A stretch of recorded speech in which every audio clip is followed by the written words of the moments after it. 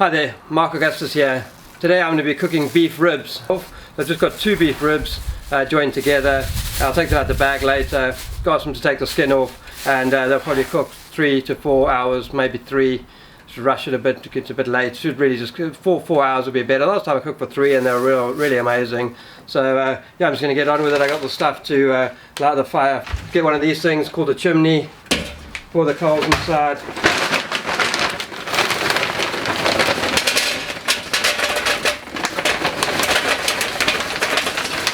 Weber charcoal is the best. Really, it's the best. Burns for 3 hours. When you think about the cooking time and everything, how long it cooks for and everything, I think it's probably costs about the same amount as cheaper charcoal that you'd buy at the service station or whatever, or in the supermarket. Fire lighters, don't leave home without them. I just grabbed 2 of them, take off the packet paper.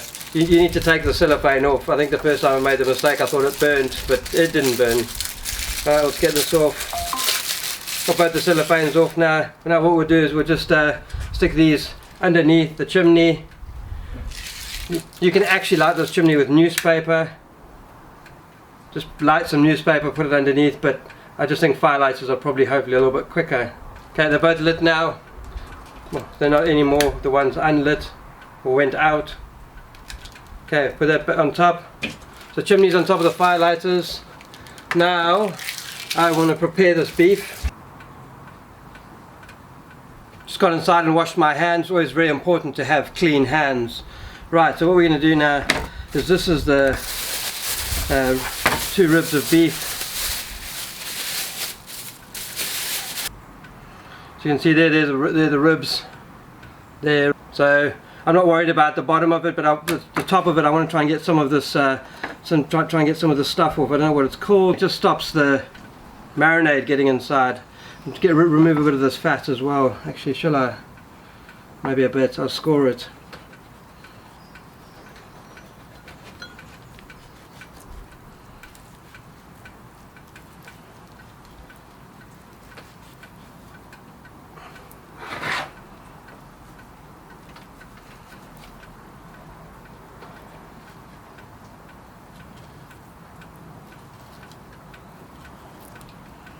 Let's pick some of it off now. I mean, obviously the fat's good for the meat, but it's obviously not very healthy for yourself, but it tastes better. But too much fat, it just takes stops all the marinade and spices and stuff getting inside.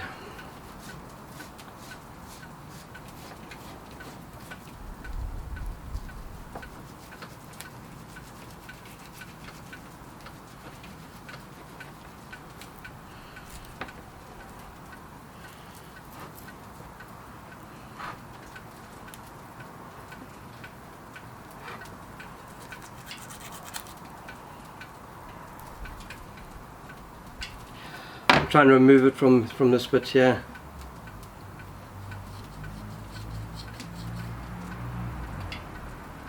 I'm supposed to get a special knife that gets, oh there we go, this actually is going to maybe work.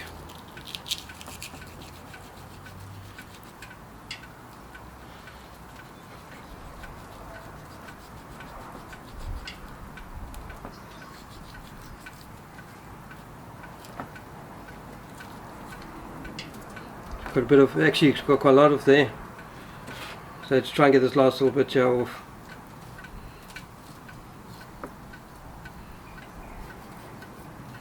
Got that off.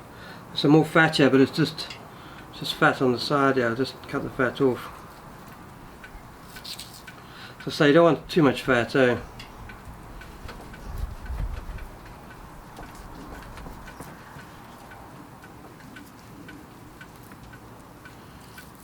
And the rest of the meat's pretty fatty as well, so it'd be good to just get some of this fat off.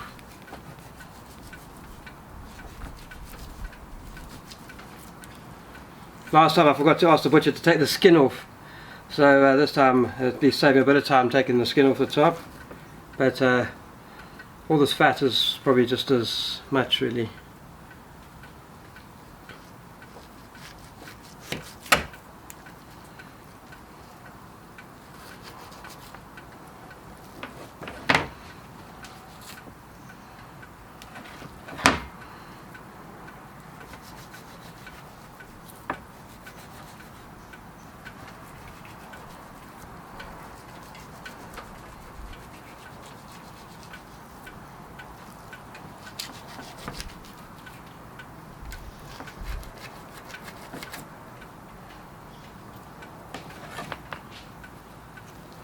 Yeah, so there, I think that's enough fat off. It's just to keep some fat a bit.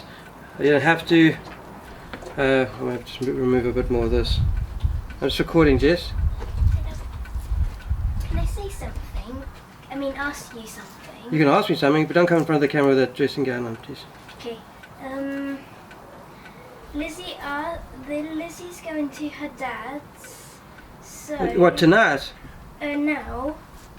So she asks if we want to come and play and wait for your Well, we can't now. I'm busy cooking, eh?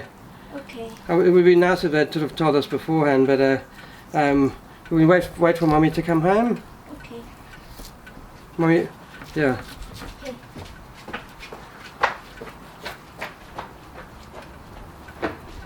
Okay, there we go. This is ready for marinating. Just get rid of this. Put this back in the bag.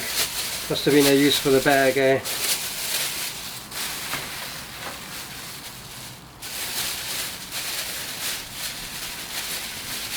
Alright, so what we've got here is I've got some American barbecue seasoning and some sugar as well. Some guys say you shouldn't use sugar, but I like to use it. It gives it a nice little bark, and also a bit of olive oil. So lots of olive oil. Again, I mean, this thing has got so much fat on it, but it's nice. Everything sticks to the olive oil. Put olive oil everywhere, every which way you can. Give this piece here some olive oil, and I'm going to put this.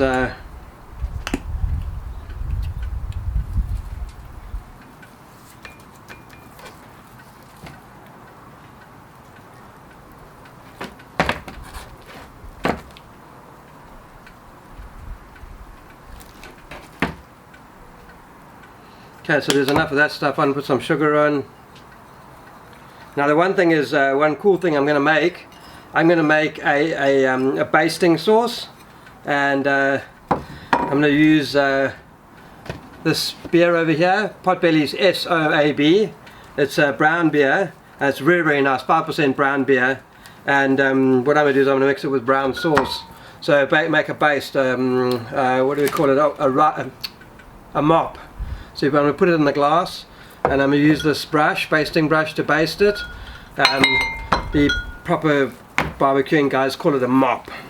So we're going to make a mop. So what I need to do is just get this fire ready, let this thing sit for a bit. Actually, maybe make my mop a bit. What should we do? I need to clean my hands. Like I have this.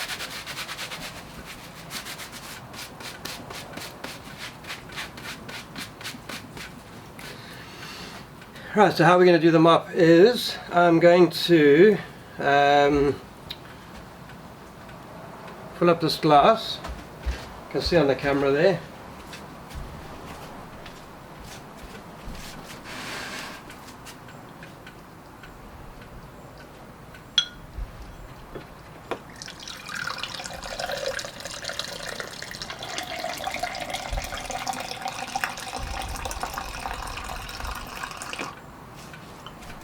And there we have there 3/4 of a pint. I'll have a little sip actually. It tastes amazing. The smoke's going in my eyes as well. That's very nice. So what I'm going to do now, put some of this Crucial's barbecue sauce. Any barbecue sauce is fine. Crucial's quite nice, it's not too over barbecuey. Pardon the noise. That was the barbecue sauce, not me. Now just stir it up. This is my rub, not rub, paste, whatever. And then I'll just move all this stuff out of the way. It'll be a bit messy, I guess. Move this out of the way. And then you just paint it on. Baste it on. So what I'll be doing is all the way through the cook I'll just be putting this on. But what I'm actually going to do is I'm just going to put this on for half an hour real hot. Put some wood chips in there, apple wood chips. They're not really meant for beef, but they're nice, they're not too strong. I think the worst thing is when you make it too strong, the smoke flavour too strong, and then just over smokes, eh? If you know what that means, I don't really. So this is looking really cool. With I mean, I got loads in here, so I will put lots more on in a bit. My coals are coming along nicely. It's nearly ready to put this on the fire. Let me pop that back in. There's the meat there. So what I'm going to do now is just tip this in. I probably should really wear an oven glove, but if I'm quick, There's enough coals there.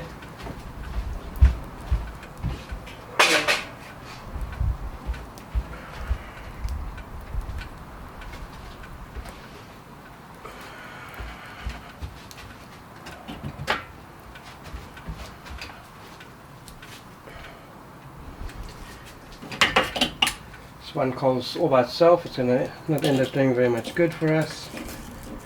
So move them all together in a nice pile. Excuse me. Move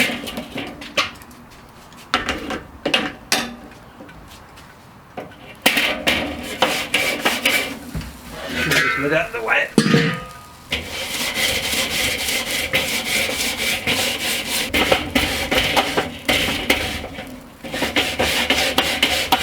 I have an onion. I think I've shown you guys this before, but if you haven't seen this, an onion is a great disinfectant for the barbecue grill. I'm not a doctor, someone just told me that. Buddy of mine, Warren, thanks for the tip, Warren. It's awesome, I love it. Makes the grill smell nice and it just cleans it. But yeah, I think there's the healing properties or some properties of onions. So just cut a nice onion and give it a rub like this.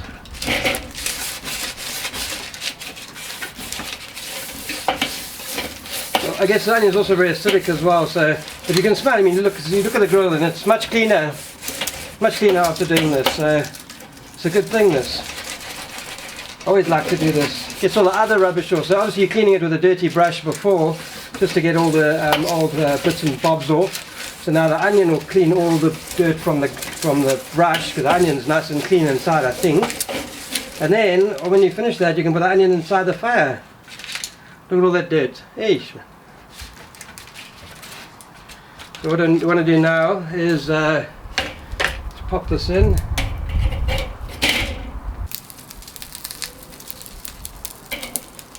The two last things is I need a piece of wood, a wood chip.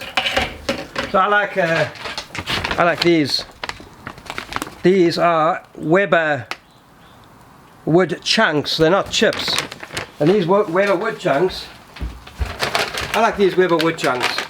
The wood chips don't last so long. These chunks are big, they are like chunks, and they last a lot longer really. So I just whack one of these on. Lasts for a bit, gives me some extra nice smelling smoke. So pop that on for a minute, let the thing start to ignite. It's time to put the joyful 2 rib beef thing on.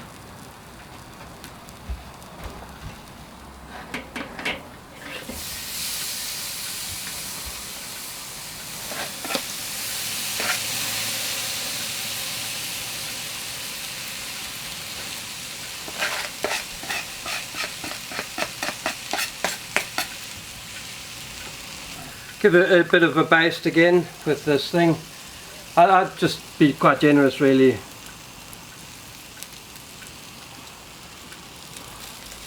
Right, so there you go. So it's been basted. Now I want to put the lid on, and I put it on with the holes in the lid over the meat. So at least you get a chance for the smoke to move over the meat to escape. So that's it. That's a preparation basically. So I don't really see any reason why that can't be done in your oven at home. So obviously all that, the basting, the Potbelly brewery beer in there with some barbecue sauce, stick that in there, put it on your grill at home, or even just in a basting pan with a few onions underneath to lift it up, so at least the smoke goes underneath, or the steam smoke. It won't really be smoke inside your oven hopefully, but obviously there's heat, so the heat's inside your oven. And another thing which I've heard, I've never used before, but you can actually get liquid smoke. So I think you can get it on one of these internet sites somewhere. Liquid smoke, and you can probably just put some liquid smoke on to give it a smoky flavour. But I reckon all you need to do in the oven is put this thing. So I'm going to whack this thing on quite a high heat, as hot as I can get it to go, for half an hour. And then after half an hour, I'm just going to wrap it up in tin foil, not too tight. So I'll put the rest of this inside, and then let it cook low and slow. It's been cooking for quite a while now, so I'm going to take it off the fire and then wrap it in tin foil. So wrap it up in tin foil. You can see it over there.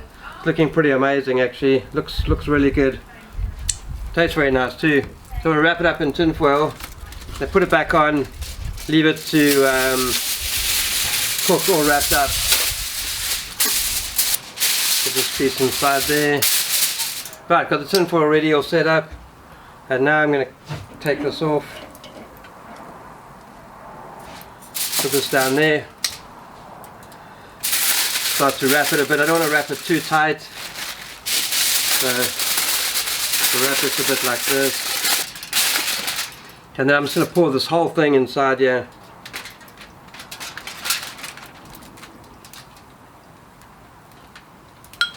And leave that to cook.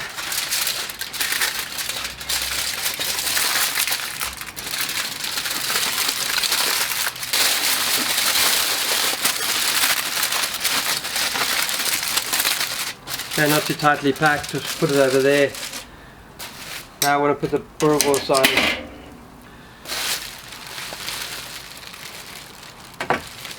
Right, so some of you may know this. I'm sure a lot of you do know what this is. This is a South African sausage called Boerewors. It is a Boerewors, basic translation means a farmer's sausage. So it is a beef sausage. £6 for 1 kilogram of Boerewors. So this is the farmer's sausage. It's quite a long sausage thing.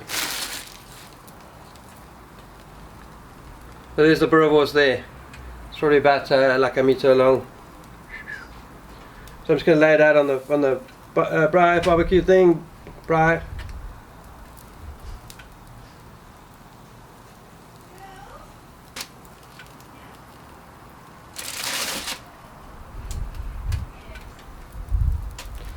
Right, so there's it there, all laid out. I'm just putting another smoking chip on over here. It'll start to ignite soon. See the wood starting to ignite there, you can see the little flame. So that the flame will start to make some smoke. So I'll put the lid on now, let that Boerewors cook. Now I'm just going to be having a look at the Boerewors to see it's probably time to take off the Boerewors by now. But I'm a bit thirsty, so I'm going to have a pint of SOAB. This awesome beer in box. Just pour it up from here. It's like a pub in a box.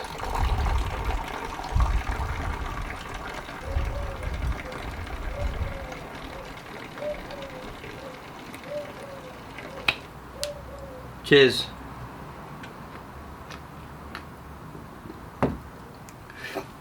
I've got the wrong t-shirt on, sorry.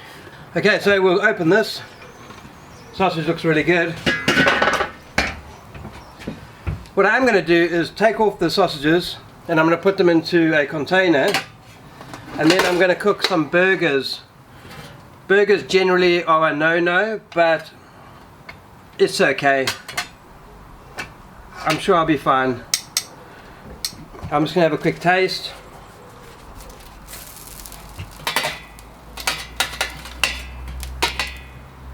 Looks amazing, smoke rings and everything.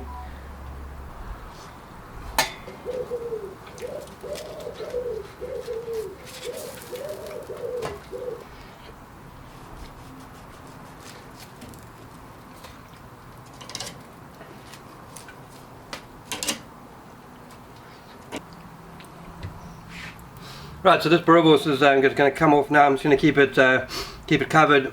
All I need now is a container to put the beef ribs in. So if I click my fingers, it should appear. And a tong. Now I've got 2 tongs in a container. So let's open this up. Been cooking for a long time now. Let's take it off and have a look at it. Maybe I'm able to lift it, but I don't know. It's hot.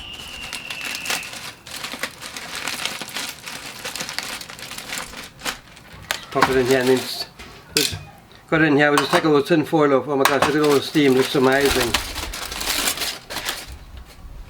Wow, smells great. I wish on a camera you could actually smell the smell, but it smells amazing. So let's get all the tin foil out of here.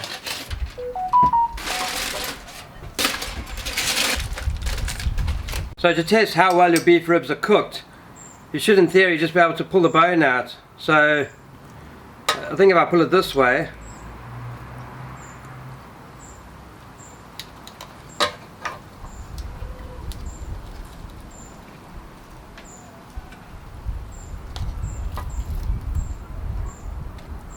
still got a little bit of sinew, but it came out, I guess, reasonably okay. Now let's just get this guy out. There's one more in yet.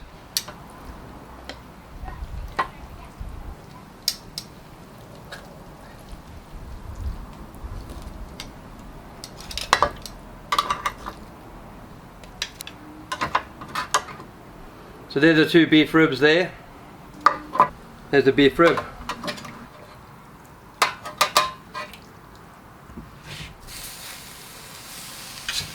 So that's how you cook beef ribs. I would suggest if you didn't do it in the oven, same thing. High temperature for maybe half an hour, real high temperature, get it cooking, get it going, wrap it up in tin foil, and give it another sort of 3-4 hours. And what you really want to do is get it to 207 degrees Fahrenheit, take it out, rest it a bit, and then it should be amazing then. So yeah, I wouldn't see any reason why you wouldn't want to do it in the oven. And as I said before, you get some of that liquid smoke and just sprinkle it over the top, maybe while you're cooking it or whatever. Read the instructions. I've never used it before, but I think that will give you the sort of smoky taste on the bite. Thanks for watching. All the best. Have a good take care. Have a good time. Good night. Bye bye.